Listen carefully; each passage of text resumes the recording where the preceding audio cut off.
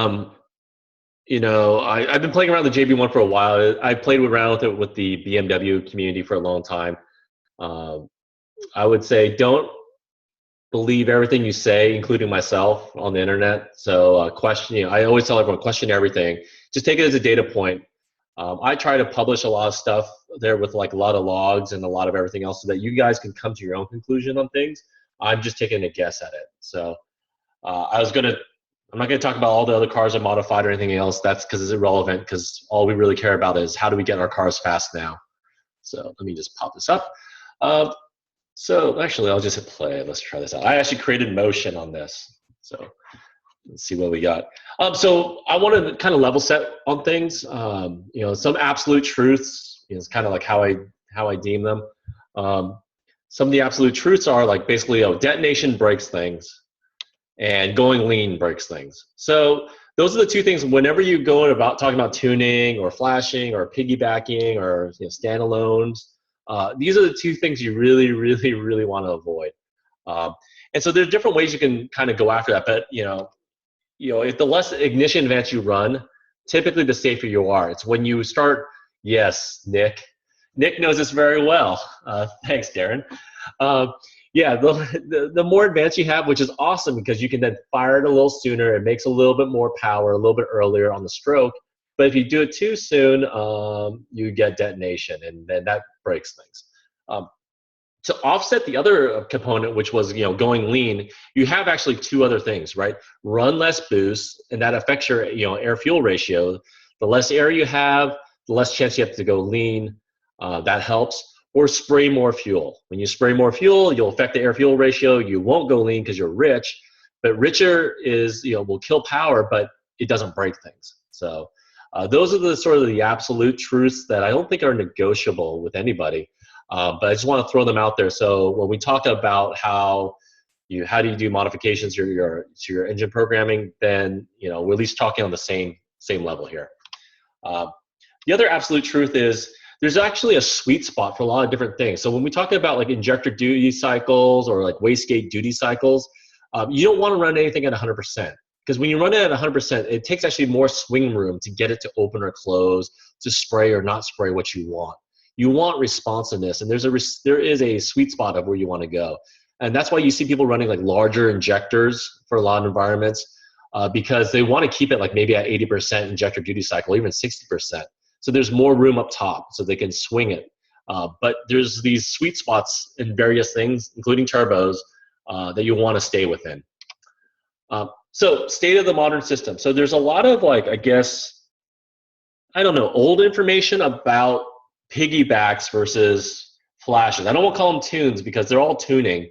But the methodology is like there's flashing and there's like piggybacks. There's also standalones. There's all in these hybrid systems. But things have actually changed, and I think a lot of people didn't really realize that. So in the olden days, you used to run 2D maps.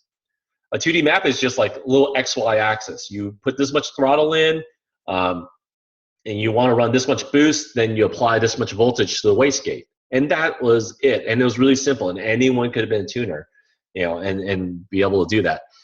So that was the old way of doing things, and that was great. It worked well, and it was easy to figure out, and that's why piggybacks and flashes, they end up being very similar, but I would argue that they're actually still similar now. So now we target wastegate, or actually you target boost targets. So depending on the gear and your intake air temp and what your pre-det sensors are saying and what your map sensor is saying and fuel quality and all these other things, you'll get these multi-dimensional maps. But what you're getting is the ability to just hit certain boost targets.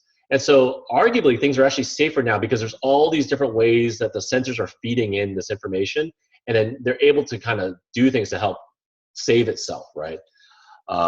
So this is kind of the state of modern systems. So I think people were thinking like, oh, piggybacks, it's really just a resistor or a manual boost controller or a boost pill in the line. I think that's the way it was back in the day, but we've gone a long way since then with regards to all systems. So state of modern system. So basically everything's a feedback system, right? There's a lot of different things you can input in and you'll get certain outputs. And that's how actually piggybacks work. They feed off the feedback system, to get the behavior that you want. But really what happens is really complicated now. There's multiple inputs, and you can trigger the feedback to be very different things by altering one or many inputs to the system. Because at the end of the day, that's what you want, is certain behavioral changes. You're not seeing, is anyone seeing like chat log, or are you able to see the whole screen? I don't think I'm raising Both. The whole screen's visible. You can see. Yeah, I can see like all the black and the text, and I can see the chat. Cool. I got chat on the side here, and it's like, okay, cool. So here's the thing: manufacturers got smart. Less breaks equals more profits for them, right? There's this whole like, and then they also adopted the whole better safe than sorry methodology, because what's happening is if you break a motor, they're going to have to pay someone to go fix it for you, right? So they'll err on the other side. They're going to go super, super safe when they see, they used to respond to detonation and they would pull timing. Now it's pre-det, right? It's not even real detonation, but it might be. It's close. It kind of sounds like it. Pull 8 degrees of timing out, right? That's how the modern ECUs are running. There's this whole like, I think, tin hat theory of basically like, oh, dealers want the service work, and it's BS. That's not true. Like, it's good business to sell you on the stability of a car, a monstrous warranty that they never have to, do work for. So, there's this, accept it as you may, but basically, with these feedback systems that are in, there's a lot of protection. Like, if you've seen some of my older posts, I've nearly tried to break my motor, not on purpose, a few times by like flooding it full of methanol, so that the engine doesn't even turn over, and it still like didn't break. So this engine, this platform for the Mark 7 is crazy stout. Had I been on a Subaru, which I've had many Subarus in the past, I would have cracked the motor. I usually buy an extra motor when I had Subarus and the Evos. I just buy an extra motor sitting on the side because I knew I would break it eventually. So let's go ahead and level set here on what is a flash. So a whole bunch of sensors feeding into the ECU, which then controls a bunch of different things. This is not the limit, but these are sort of the major items, right? Controls your throttle, controls your wastegate, controls your ignition, and controls your fuel through injection. Based on these different inputs, it sends different signals in to get the behavior it wants. And all a Piggyback is doing is hijacking one or many or a few of the sensors. Now, the sensors it cares about are the ones that modify things that it wants. It doesn't take away necessarily, specifically for the JB1, it doesn't actually take away a lot of the safety sensors. So like the pre-det sensors, the IAT sensors, IAT being like intake air temp, those things are unmodified. The only thing it modifies are certain aspects to get the behavior that it wants. So are we clear on what a Piggyback is and what a flash is, I assume? Because at the end of the day, all we want is ice cream, right? I want ice cream, and there's a couple different ways you can get it, right? So if we, pick whatever analogy you think is the analogy you want, right? You can go through the front door and go through the formal process. Here's how much it costs. Here's what you get. Or if you know a guy, you can go through the back door, right? And so for me personally, I don't care. I just want ice cream. I sometimes go one way. Sometimes I go the other way. Sometimes I actually use both. And I've actually had a few conversations with folks who want to do both, right? They have a flash. They want to stack it. And so we've been doing a lot of work around that. We'll cover that in just a second here. So Piggybacks versus flashes. So Piggybacks versus flash, usually what is good in the Piggyback world is actually the weakness of the flash world, and actually the vice versa. So, you want to use sort of the right tool for the right thing. And if you're new to it, it may be unclear what those things are. But I think there's a general feeling that there's two camps. There's a Piggyback camp and there's a flash camp. And I don't call it a tune because, like I said before, I mean, there's UN, there's APR, there's Revo, there's everything else. These are all tools. And so really the question that you should be asking is, who is creating the maps on the other side, right? Do you got someone smart, or do you got someone else not so smart? Because if you look at all the flash manufacturers, they all get different performances as well. They're trying to hit either a different market or a different ability. They have different varying levels of what they call safe and everything else. And so there's a lot of difference in performance between APR, Unitronic, Revo, all these guys. They're not all the same. They're simply tools. And so what you're getting is usually the output of the tools. The nice thing about the particular JB1 right now is that you can control some of these these characteristics yourself. I'm hoping the Flash guys will open up so that we can, have a little more control on our own as well. So again, just remember, flashes, piggybacks, they're just tools. What do you want to do with them? So going a little bit more detail about a piggyback and a flash, flashes control the ignition maps. If you go down the column, boost maps, fuel maps, right? And the piggybacks on the other side, they can modify the ignition because they're leveraging the existing ignition maps that's there, for example, by using crank position sensor offset. So like, I'm not modifying the map, but I'm getting a different behavior because the map values already exist. I'm just shoving it to a place where I want it. So if I want more boost, I simply tell the ECU, is like, hey, you were asking for 21 PSI. I only really hit 19. The reality is you already hit 24, and you're asking to crank it more, and then you get 26. And so this is all we're doing, we being piggybacks. I'm not associated with JB1, so let me just make that clear. I should have said that earlier. I'm just a customer. But yeah, all piggybacks, whether it's JB1, whoever, even the NPM, used to be power module, yeah, NPM, they'll do some of these things, right? You're just modifying it. So there's a whole question around safety, right? We have a crap ton of sensors, and really the engine will do three things. It will open the wastegate, bleed off your boost, it will pull timing, and it will spray more fuel. All those aspects, whether it's a flash or piggyback, still happen, right? And I'll show you the logs that actually show you that still happens, right? Because I push past what the fuel can support, and I'm pinging the motor, and he's saying, hey, screw you, I'm shutting it down, and I get less power. And that's where you find where the limits are. So, yeah, Jeff, there's no test afterwards. Well, maybe there is. Everyone will be doing logging, and we'll see how well you do. And then flashes don't really take advantage of methanol in the way I think they should take it. They get the benefit of cooler intake air temps, but you need an external controller to run it, and you need to dial that in, right? What boost do you start spraying? At what boost level is full spray? What happens with partial throttle conditions and all these different things? If you're using a piggyback, you actually get the benefit of intake air temp, but then you can crank the boost up higher. So in my testing, like I'm usually able to crank up 2 PSI higher, which doesn't sound like much, but it ends up being 20 to 30 wheel horsepower, and about 30 foot-pounds of torque. You can feel that. And so those are the benefits and disadvantages. Like in the ideal world, at least for me, I would use both. Right? You can't change. Let's see if I cover that here. You can't change a red line, right, with a piggyback. You can't change, top speed limiters. And so you would want that out of the flash.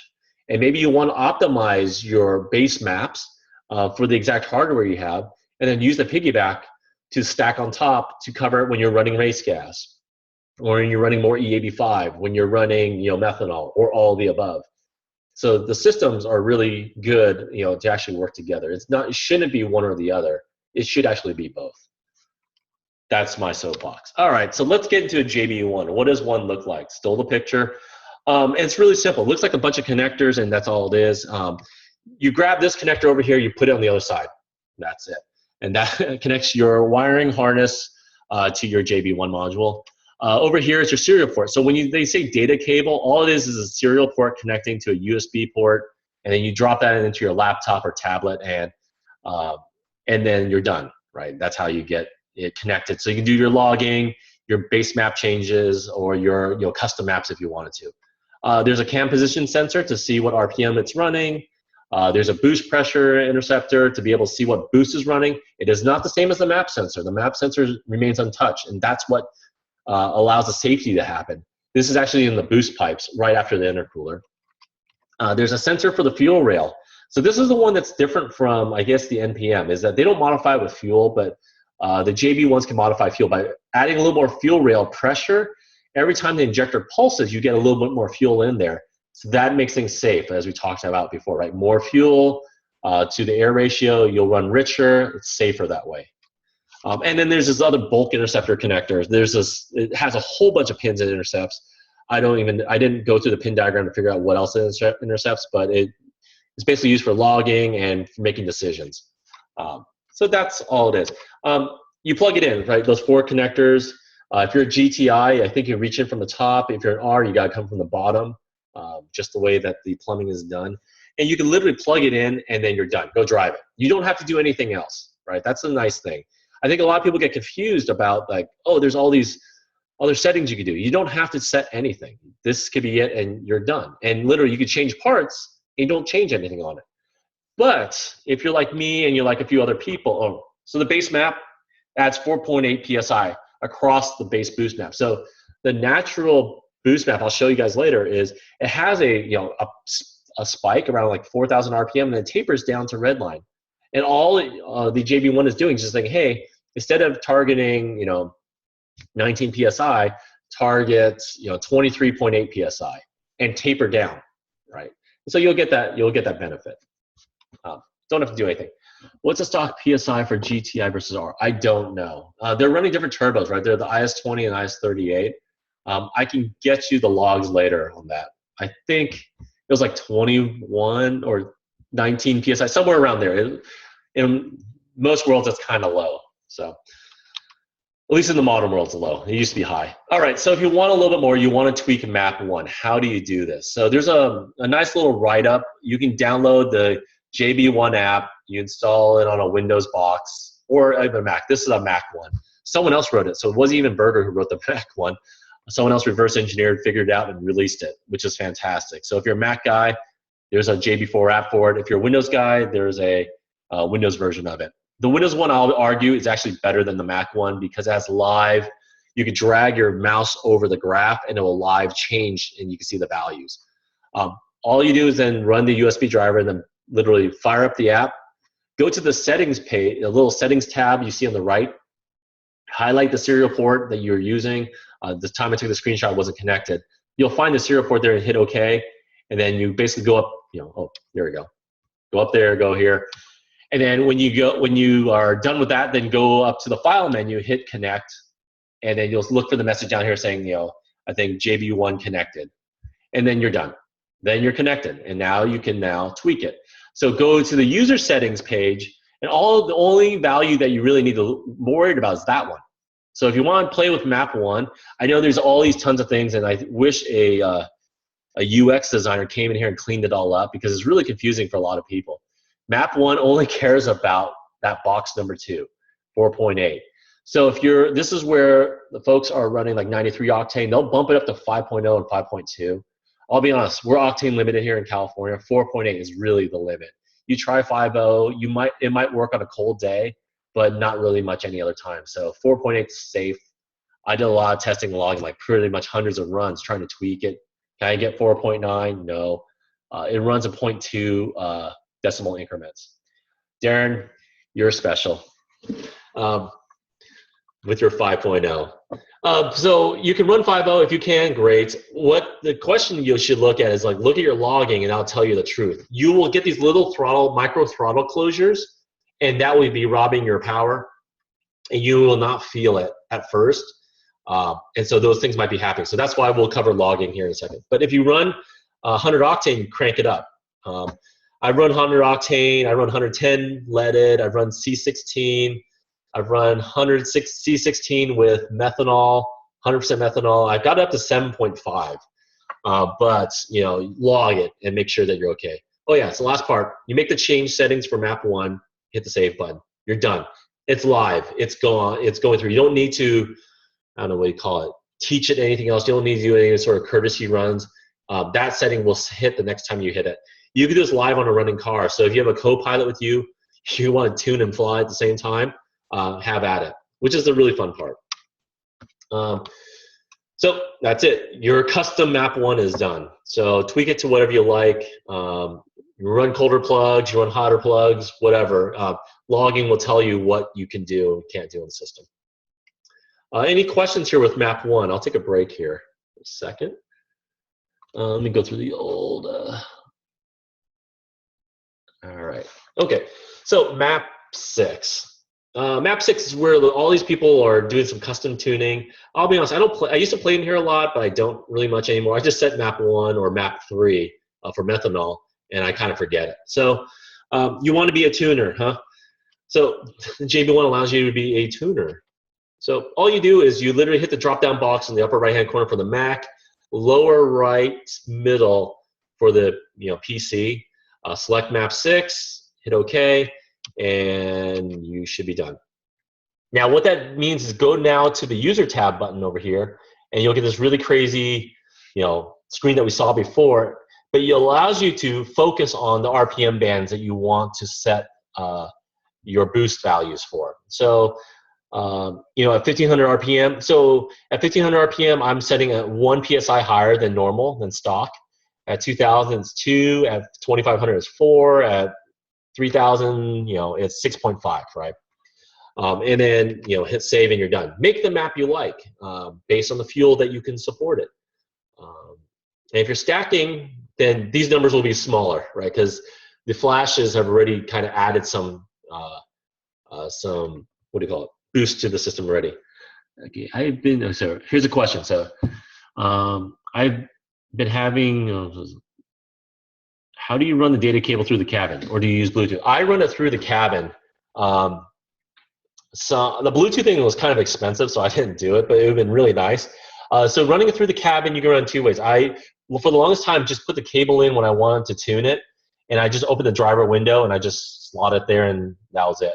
The other thing you can do is there's a little pass behind the battery that's behind the firewall, and so you can go through that, but you have to remove the battery. So once you take out the battery, there's a little rubber grommet. You just push a knife through it to tear a little hole in it, and then just shove the USB cable through there.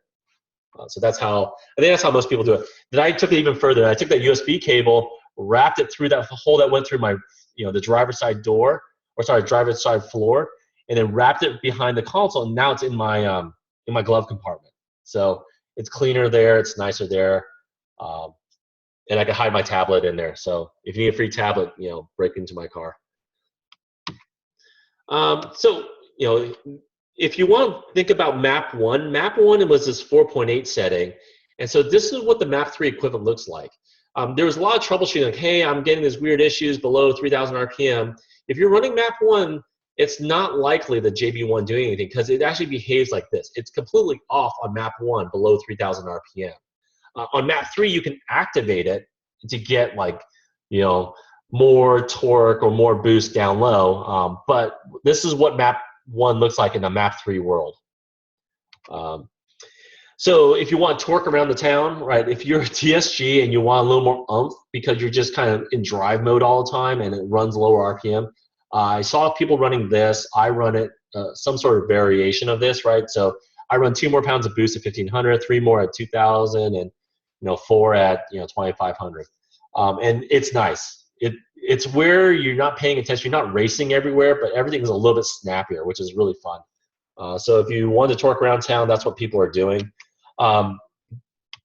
Yeah, there's a whole idea of clutch savers. For the 6MT guys, dialing it back a little bit helps on the peak torque area, right? Because torque breaks clutches. It's not horsepower that breaks it, but you can do a couple things to make it friendly. So what you're doing here is, at peak torque, you're kind of dialing it down a little bit. So at 3,500 RPM or 3,000 RPM, dial it down. Instead of having 4.8 there, crack it a little bit lower.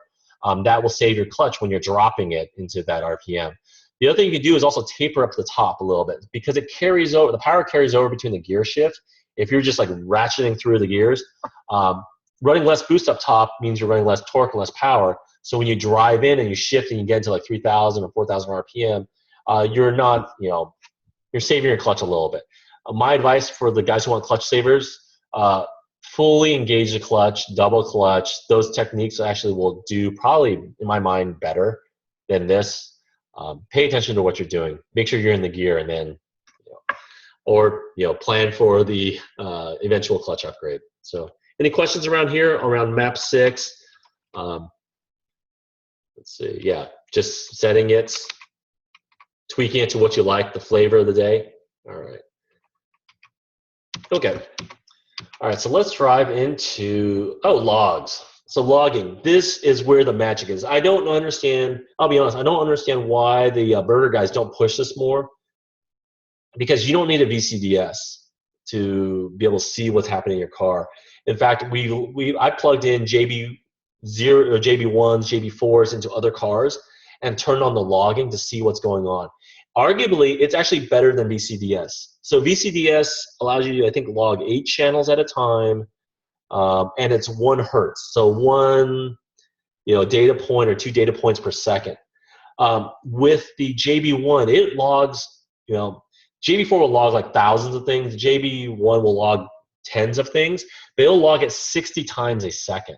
So you can see all those micro transitions, those little burps and everything else that you may not catch in a 1 second interval, you will catch in a JB1. So if you're having a flash problem, plug in a JB1 and do some logging and see what's going on, because VCDS won't show it to you sometimes. So you may be running too aggressive. Here's 2 things. Like, you may be running too aggressive, but you're right on the cutting edge, and so you're losing power, but you don't feel it because your butt dyno doesn't really have the granularity to see like 5 horsepower cuts. It might feel like 5 or 10 foot-pounds of torque cut, but definitely not 5 horsepower. Your mods also may be able to support. So the reason why you want to do logging is you want to take everything you can off the table, right? If your mods are, let's say you're running catted and it's a really nasty cat or it's backed up, you maybe need to run less aggressive for it. Or maybe you're running catless, or you got a magic combination of things that are just really flows well. You want to maybe dial it to be more aggressive to get all the power you can out of it, right? That's the whole idea, is that this control is in your hands. And the reason why there's this gap of power being left on the table is because, and it's not blaming the flash guys, it's like they have to be smart. Someone might accidentally put 87 octane in there. Someone may run a stronger map or accidentally load a more aggressive map than the mod support. They have to put a little padding in there to cover those bad cases, or they're running high temperatures, but there's one map, right? A map that runs in Denver is different than a map that could run in Saudi Arabia versus California. They have to allow some allowance for those different regions, and that's why you leave a little power on the table. But since you know where you are, you know what fuel you get, you promise yourself not to put 87 octane in there, then dial it up to be as aggressive as you're comfortable with, right? But you want the logs to be able to show what you can get out of it. And then anytime you change a mod, you might want to tweak it a little bit more because it might be giving you a little bit more. So how do you do logging? Fire up the JB4 application, go to the data logging menu item and click start. On the on the Mac version, it's really nice. Like, you can just hit the spacebar. Spacebar starts the logging, spacebar stops the logging. And that is super easy and nice when you're just hauling ass down the on-ramp, doing a data logging run, and then you get off the next on-ramp and you can stop the logging so you don't accidentally pollute your data. It only logs, well, the JB1s will log everything, but you can make it just show your wide open throttle, which is really what you want to do. I encourage people to test in Mexico, going through 2nd gear, 3rd gear, 4th gear, and get deep into 5th gear if you can. Get a couple seconds in the 5th gear, because the boost profile of the ECU is different in every gear because it's gear specific. And so what might be okay in 2nd and 3rd gear may not be okay in 4th and 5th gear. And my data shows that the boost profile is getting more aggressive, so you may not be on the edge in 2nd and 3rd, but you'll be on the edge in 4th and 5th. And that's where you'll see, it feels a little bit slower up top. This is where the problem is. You were too aggressive way up top. So, do your run 2, 3, 4, 5. Then, on the Windows 1, go back to data logging, hit stop and display, and then it'll render right in front of you. This nice, beautiful graph will render in front of you. But before you do anything else, don't touch any other button in there. Go to the data logging, go to export, and hit export logs. You don't want to lose that data. So, and the other thing I do is usually when I export the logs, I usually write a little note. Oh, I'm running map 3. I'm running these settings. The ambient temperatures are this. That way, when you go back to your data, you look at it, hey, my car used to perform better, and you'll at least have that data. It's like, oh, I changed this intake or this pulley or whatever, and now I can't do what I used to be doing, right? You'll have that data, and that's what you want. So you can compare. You compare with other people in different regions, like it's colder, hotter, more humid. But you want to be able to store. You won't remember what you ran on those logs, and so it's good to add that detail into the logs, into the log file. So here's what happened. So let's see. Oh, you want to check for what matters and what doesn't matter. So this black line, so the little green line is RPM, right? So what we're looking at, the first hump is 2nd gear, 3rd gear, 4th gear, and a little bit into 5th gear. And the black line is basically what you're seeing is the stock ECU boost profile. And you can see the blue one is the JB1. And all it's doing is adding the offset that you asked for, right? If you ask for this much, it's going to give you, it's going to try to give you 4.8. And so the things you really care about, so there's all these things like all those add buttons you see on the bottom add to the graph. A lot of them are not activated for JB1, but it will be active for the JB4. That's where it all came from. But the really ones you care about, RPM, boost, target, and maybe ECUPS. So the ones we have lit here are pre-boost and ECU boost. But there's a target one, which is pretty nice as well. So let's see. So these are the 4 buttons you care about. Click, click, click, click, have it turned on, and then you should be good. So, do you recommend pulling all the way to red line when day logging? I recommend you doing what you do to your car normally. So I shift usually around 6,000 RPM because that's where I see power kind of fall off. So I shift at 6,000 RPM pretty much in every gear. You can run it to like 64, 6,800 RPM, but yeah, in 5th gear, you won't get that far.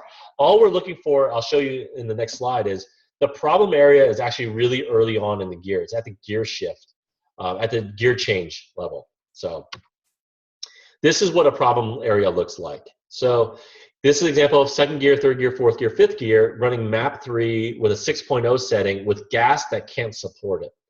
So it's too aggressive. So 2nd gear looks good, right?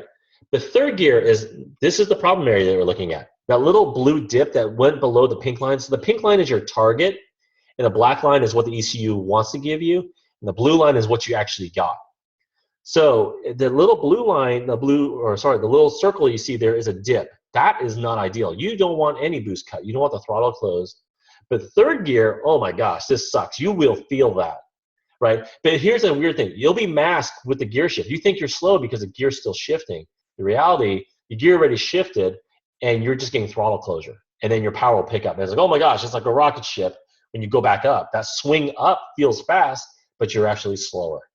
So that's what that's why when people say, oh, my car is a lot faster, like, I'll be honest, I don't know if it's truly faster. I think it might feel fast because of a bad thing that's happening. 4th gear, yeah, so 3rd gear, 4th gear, terrible. 5th gear, 5th gear is actually okay, right? So that was kind of like, and here's a map, same thing. This was literally a little bit earlier, was 2nd gear, 3rd gear, 4th gear, 5th gear, map 3 running 5.6. That's spraying methane. If you look, it's clear. It's pretty clean. Maybe a little bit questionable in 4th gear where the blue line just dips into the pink line. It's okay. I'll live with that because that's kind of close to where that's the target that we want to have, and we're kind of staying above the target. So this, in my world, is like a good, happy spot. And so it can, again, change with, if you're pushing the very limit where it's like, hey, 5.8, I get a little bobble. 5.6, I get, it's clean. Just be aware, you're living kind of on that edge. And so if there's changes in the temperature, changes in the fuel, you might not get what you're expecting. You might get a little bit of closure, but it shouldn't be very big. That's what we're trying to avoid. All right, so that little dip I talked about is right there, right? It's like, not ideal. I did another run to follow up it, and it wasn't there. So it's not consistent, and it's tiny, and so I like to live with it. So what do we got here? So what do you want to do with these logs, right? You want to eliminate the dips, right? And you want the dips that go below your target ECU. So that pink line that's there, you never really want to go below it.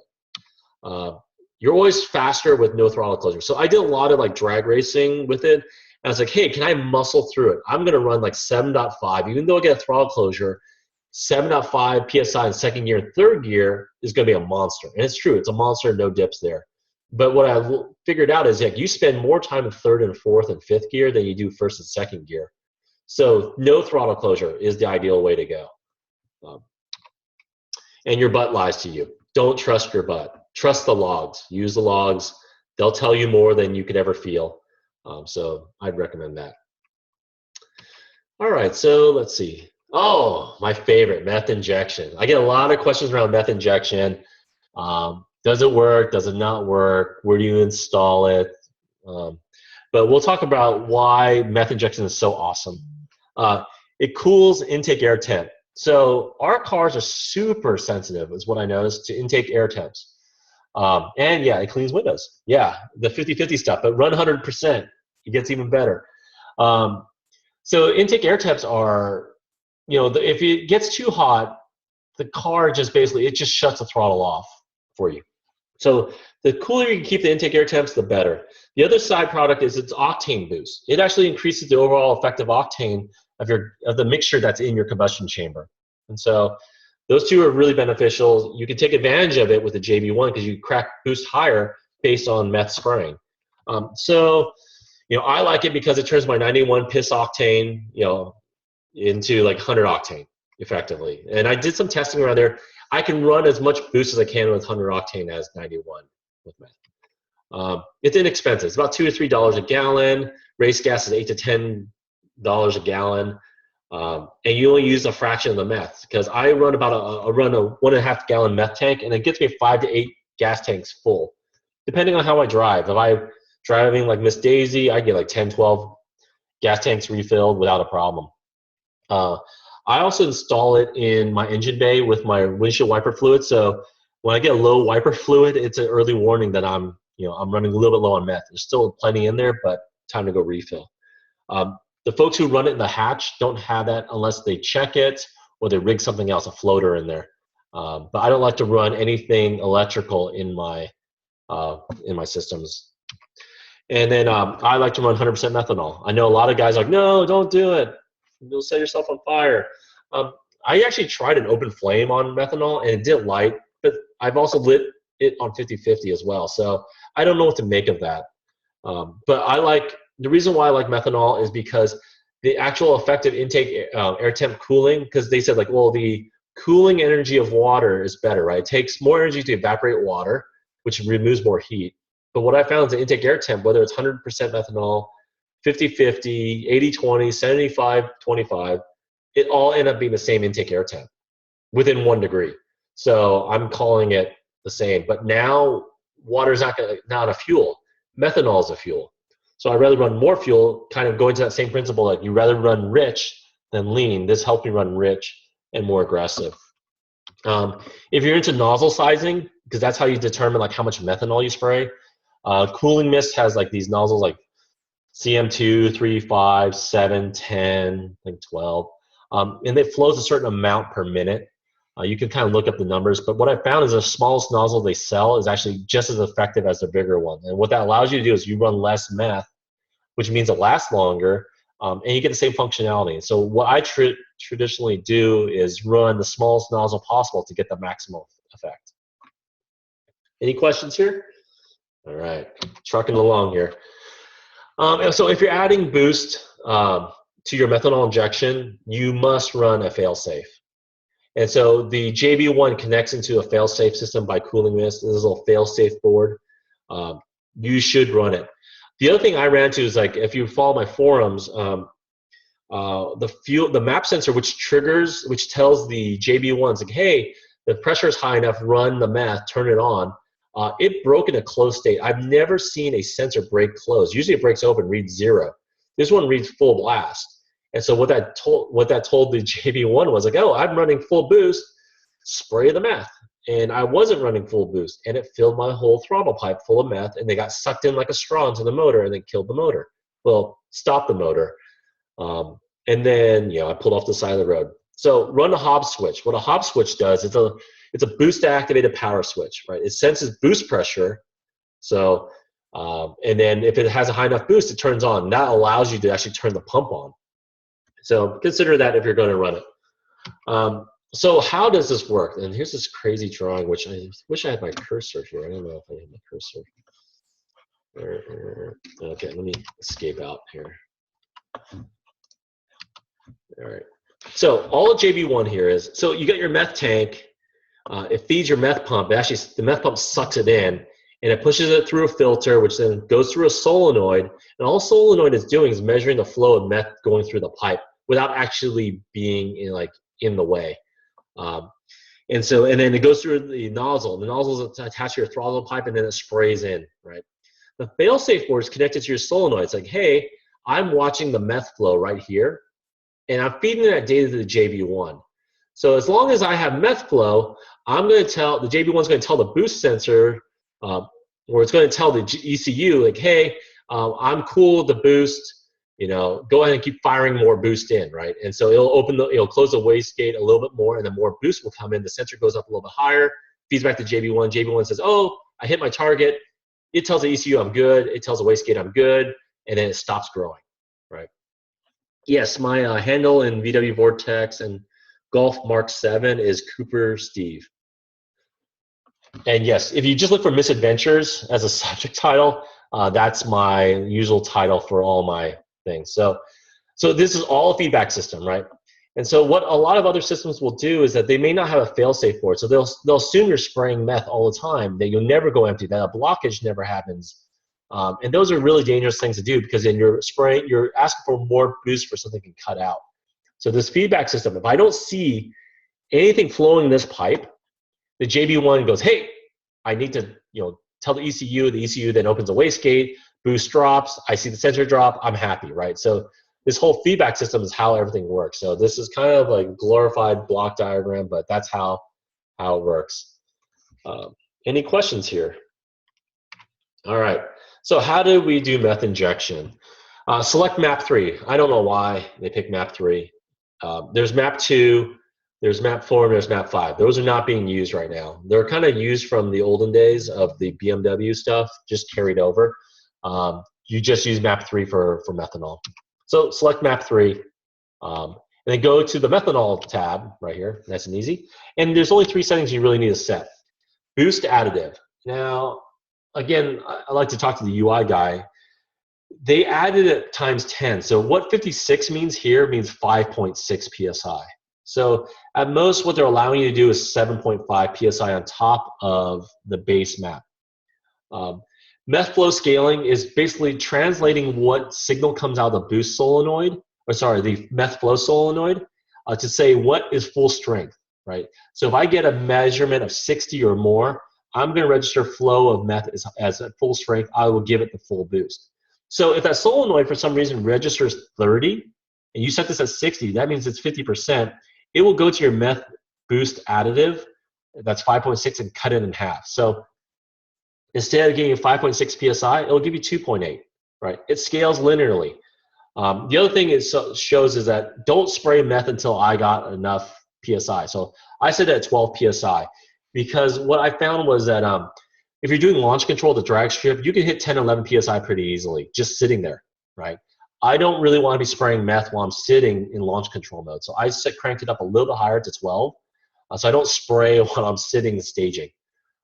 And so you go down there, you hit the save button, and you're done. These are pretty generic settings that are safe all the time.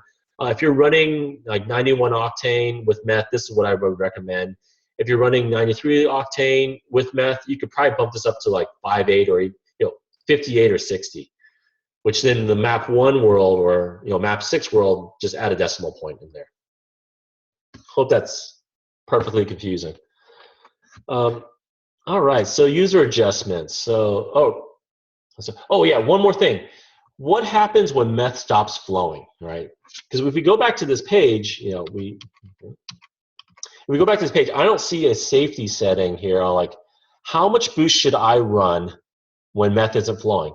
That's actually back on the user page where we reuse that setting here, right? Boost failsafe PSI. It's used for map 1, right? Setting the whole global how much boost you're going to add. It's actually leveraged here too. So when meth is not flowing, when meth equals 0, I will give you 4.8 PSI, which is great because that's what you would have gotten on your 91 or 93 octane setting, which makes a lot of sense.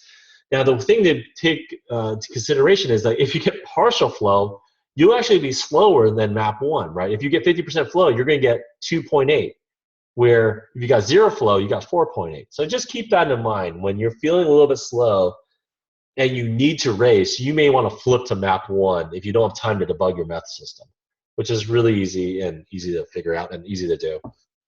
So this is the setting, again, if meth blocks off to 0, you run out of meth, full blockage, this is what it'll run. Hit the save button, and you're done and go driving.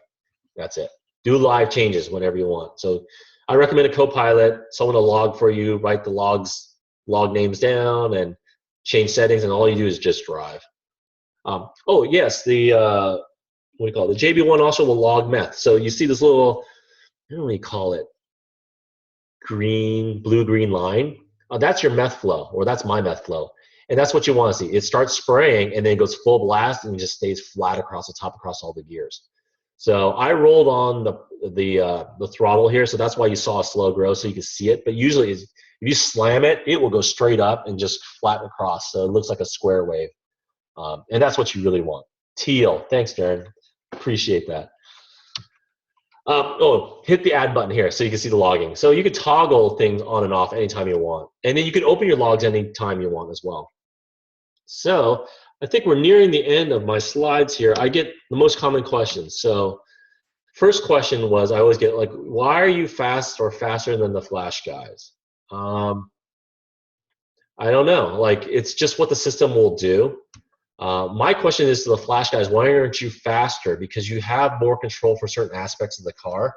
And so for me, like, I like to push everything as far as I can go and then go add something new and then push that as far as I can go. So I'm not hating on the Flash guys. I'm hoping that I can push them a little bit faster because they're definitely pushing me to go faster. So I'm loving the competition. And I think also the weird thing is I think the JB1 buyers, since this is a lower price product, those guys don't typically have a lot of mods or run like drag tires, right, to get the crazy fast times. So is it safe to change maps PSI while driving? No need to pull over, turn off engine, change maps, start engine. Nope, I change it actually live on the fly. I have a tablet that's stuck to my dash, and I actually change it while driving without a co-pilot. I don't recommend it. It is dangerous because you keep your eye off the road, and my tablet is small, so the fonts are all small, and my fingers are fat. So yeah, no, you can change it live on the fly. Tablet with USB, yes, tablet with USB is what I'm using. Yeah, if it runs Windows, I don't know, whatever Windows versions are available, it will run this. So is anyone else fast like you? Because everyone thinks I'm the only guy who runs fast. So I would say there's not a lot of quick guys because I will run like my tire pressure down low. So all my times are based on street tires, but I will bleed them down to 20 PSI so that I can get a good 60-foot time. And that gives me the good ET. Some people don't want to do that for whatever reason. It's a free mod. Just inflate your tires when you leave.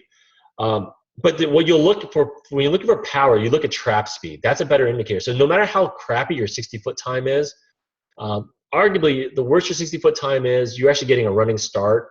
So you'll typically trap a little higher with a lousier 60-foot time. But they're all in all about the same. They're around like 114.7 miles per hour is what I see. There's a few guys running 115, and that's faster than me. So there are a lot of other people. If you go to like, I think George's Instagram, he like snaps these pictures of cars with their time slips. There's a whole bunch of them. There are at least, the last time I checked, there was at least 30 cars I saw running exactly what I'm running. So they just don't commit to the tire pressure change, I think, is what all they're doing. I think the next best on the Vortex drag race leader is 12-1 at JB1. Yeah, actually, there's a bunch of guys running, I know, 11.8s. So on the forums, I don't know. It doesn't seem like a lot of drag race people are on the forums. There are kind of all these like hidden Facebook groups that are around that do just drag racing. And I joined one. I realized that's where they all were, and I forget where all the the high performance driving event guys are as well. So at DAG JB1. Oh yeah, thanks. Yeah, so there's a whole bunch of guys running 11.8s, and they're running 11s. But what you're looking for, if you're looking for power computation, they're running the same trap speed as everyone else. So the APR guys are running 114s. The JB1s are running 114s. The only really quick guys I saw like crazy quicker are the UM guys. They're running like, well, there's those two guys, right? There's Darren and there's another. Oh, sorry. There is Donaldson and there's Christian, I think. There's two guys who are crazy faster than every other UM guy. So I don't know if they're running this typical map or not, or a custom map. If they're getting a custom map, fantastic, good for them. But they're running. I've seen them hit like 119 to 120. There's questions about the track they use or whatever, but they're the only outliers out there. So I wouldn't say I'm an outlier. I trap pretty much, I'm not the fastest trap of the JB1s, but I'm better on the ET because I actually commit to the tire thing. Can you stack a JB1 on top of a Flash? Yes. So I actually helped, I think now 4 people do this. And literally we did live tuning session. They're in their car in Mexico, hauling ass, going 2, 3, 4, 5, logging it, sending me a picture of the logs. I tell them dial up, dial down. And so what you'll find is on the Flash guys, so kind of like how we talked about the Flashes, each tuner does a little bit different thing. For the UM guys, they're super aggressive, right? They run a lot of boost. If you especially run the red file, it's crazy high boost. There is not probably much you want to add on top of that. At least I wouldn't feel good about it. But like an APR, Unitronic, Revo, what we've seen adding, 1 psi to 1.5 psi is pretty common. And if they run meth, then they can run a little bit more. So can you stack it? Yes, you can. You just simply run map 1 and put 1.0 and then log it. If it logs great, then 1.2, then 1.4, then 1.6. Go up in increments of 0.2. So you can definitely stack it, and it works really well. And you control meth, right? And so that's a good time. Like stack it, run meth, pull the boost away when it's not there. Can I stack it? Oh, yeah, just answer my own question. Yes, you can stack a JB1 on top of your Flash and your meth and anything else, right? It's an offset. It's a complementary technology in many ways. So I think I've been rambling for, oh, wow, 52 minutes. So I'll open up to more questions here. If anyone has any questions, you can unmute yourself, ask questions if it's easier to ask. You can be nice to each other. You were talking about a solution to get the cable into the cabin, and you said you ran it through the window, or? Oh, no, okay, so that temporary solution. Through the window is a temporary solution, right? So you run through your hood, you run through your door, right? You close your door on it, right? You run the risk of pinching it. The thing I also recommend is you run the data cable is an expensive cable. Get an extension cable. Go to Amazon, get the $1.99 10-foot USB extension cable, and then crush that one so that you can replace it anytime you want. And also it gives you enough slack so that if you need to move the JB1 in the future, that's not a problem. You can move it like 6 feet away. And I imagine there's a way to get into the glove box as well. Yeah, you have to kind of go, you have to get down on your knees and go around the back, right? So you'll enter through the footwell of the driver's side through that little grommet. Don't run it. You could technically, I guess, run it through the passenger side, but that's the hot side of the car, right next to the turbo. I would not recommend going there. Come in through the driver's side, pop through the rubber grommet, then just feed it across the, what do you call it? Yeah, exactly. And then just feed it through the back. It's really easy to do. I see. Thank you. Sure. What is the highest boost fail-safe that you would run in 100 octane on an R with no bolt-ons? I don't know. I'll be honest. I don't know because I've never tried that before. Log it. So 100 octane, I would say, yes, Jeff's pretty right. Run 5.2 first. Run it like a 93 octane map, and then log it and try it. We didn't talk about ethanol. So I know a lot of guys are mixing ethanol in their system, and I think they're over ethanoling at times, right? So I have a bunch of tests. I tested with E10, E15, E20, E25, and E30. E30 sucked. I did not like it at all. You lose a lot of power. It couldn't hit the boost targets I wanted to hit. What I found is somewhere between like E15 and I would argue like E15 seems to be the happy place, right? Because in California, we get oxygenated gas. Unless you're testing it, you don't know what you're getting any particular time. It's seasonal. There's a summer mix, there's a winter mix, and there's stuff in between. I find that E15 seems to be the best thing for me when I test it. I prefer 100 octane. If you can pour 100 octane all the time, if you're rich like that, go for it. That'd be fantastic. But I'll typically, I've tested with E85. I will run an E15 sort of blended mix. That seems to be good. It seems to hit close to what 100 octane can hit. It has cooler intake temps, but it adds a little bit of octane, but you're losing fuel, right? So you got to replace it with something. So I've mixed E15 with 91 octane with methanol, and I can get good results, but it makes things really complicated. So I end up just simplifying down. Now it's just 91 meth, and my life is pretty simple that way. What benefits do you think or know the JB4 will bring? Any added power potential? Yes. I'm not really privy to anything. I just know that they're working on it. My guess, if I had to guess, is that they're waiting for the 2017 cars to come out to see if the connectors have changed. I came from like a manufacturing background, so like if you change the connectors, then like how many connectors do you buy? How many harnesses do you make? All these other things. I think they're waiting for that. Because a lot of the software is actually done, right? They're just porting over the logic. CAN bus is a standard, right? So, and they're reading it from the BMWs for like, I don't know, like 6 years now. And so for power, I think, yeah, the power will be awesome in the sense that they'll have more, my guess, okay, now this doesn't mean anything. This is my guess. My guess is they'll have per gear boost maps. They'll probably have CPS offset so that you can tune your ignition timing. These are all the stuff that we got in the BMW world. You can modify fuel as well. You can modify, you can hijack clusters, which is really cool. So I use my hazard light as my methanol spray indicator.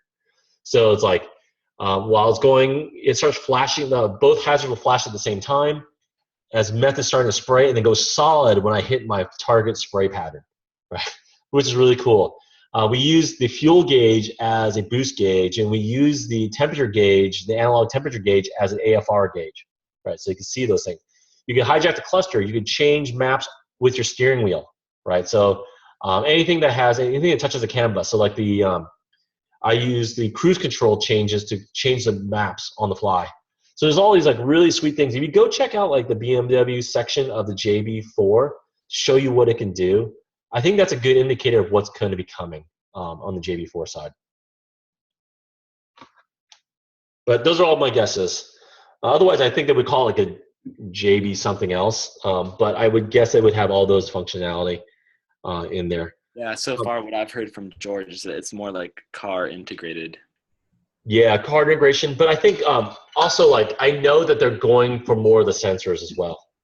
So that means you're going to go for fueling. You'll go for the things you want control. You need the 3 base controls, right? You need control boost. You need control timing. You need control fuel. Between those 3 things, and if you have good logic, you can be very safe and really powerful. If you're limited on them, like they don't control timing. So that's the nice thing about the JB1, why it's so safe, why it's not breaking cars, is because it's not messing with a timing curve on the system. It takes a stock timing curve. It takes a stock safety parameters of the timing curve. So a lot of the flash guys will change the timing curve, and they'll also change the error correction factor. So instead of pulling 4 degrees of timing by default, they may just pull half a degree of timing, which maybe not enough, right? You got to log it to be able to tell. So awesome. Any other questions? Hey, Steve, it's Jeff. I'm not sure if you can hear me or not. Sure. Just remind these guys that, you really know what you're doing, and you have all the supporting mods to go ahead and run, 6.5, 7.5, above stock. I mean, you have meth, and, we've talked before, you run ethanol and race gas, you have an intercooler. You have all the supporting mods. I mean, my past experience, I got an intake. I took it up from 5.0 to 5.2. My butt dyno felt like it was faster. And then next thing you know it, I'm getting 3-4 throttle closures. So, running more is not always better. And, just for the simple fact of I went to the track that one day, and by me lowering my boost, the safety, I actually went faster. So just keep that in mind. Absolutely. Yeah, absolutely. It's counterintuitive, right? No throttle closures. They make you slow. So, dial it back and you'll be faster, guaranteed, right? Because you can't beat this. When the throttle closes, you lose all that pressure, and it swells everything shut, and it does all these other safety things that happen, right? Because it's trying to save itself from a condition that maybe isn't really that bad, but they want to err on the safe side. And they super err on the safe side, right? Open the wastegate full. Well, if the wastegate's open full to bleed all that boost out, right? So it doesn't generate the boost. It takes time to close it back in again. Those are time you're losing, right? And granted, it's fast. It looks quick, right? It's fractions of a second, but those add up. So run your logging. That will tell you what you could truly run. Don't care what anyone else is running. Log it, and I'll tell you what your exact car can do, right? Because maybe you get your local gas station sucks, right? Maybe it's like mix it with water, some crap like that. Who knows what they're doing? Your logging will tell you what you can really run. And so really look at that. So, all right. Darren, thanks for joining. It was great to chat with you. Yeah, M Pinder. Yes, you can only you can set whatever setting you want. You can set for 0.1 if you want, but it internally will round up to the next 0.2. So I would just go with 0.2. So if you set for like 6.5, which I do because I like halves, it actually rounds it to 6.6. But yeah, it won't break anything if you don't follow the rules. It just will round up, and then your logging will show you that it's too much, and then you dial it back, or your logging will look clean, and you keep dialing up.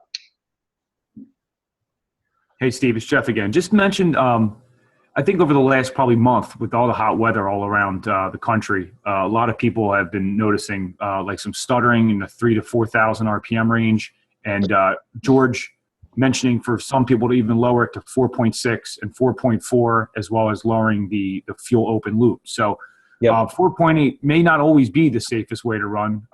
Sometimes if it's too hot, the car can't handle it. You got to lower it to 4.6 or 4.4. But that's what Steve's stressing is you got to log, because you'll be able to see that maybe sometimes 4.8 is even too high.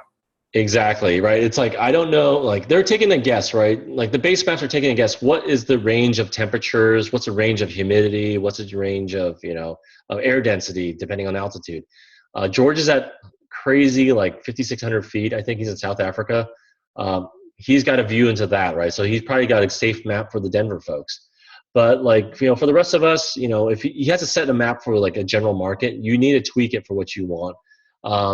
Yeah, if you're running 4.8 and it's too aggressive, it's still probably fast, but you're getting throttle closures is not optimal. So you want to log and be able to tell what the max settings should be. All right, everyone. I think I'm going to wrap it up. I got a family to go put down to bed. Really appreciate you guys joining. I'll save this and put this online somewhere, and hope you guys have fun tuning, and I'll see you guys on the track. All right. Thanks, guys. Have a wonderful night.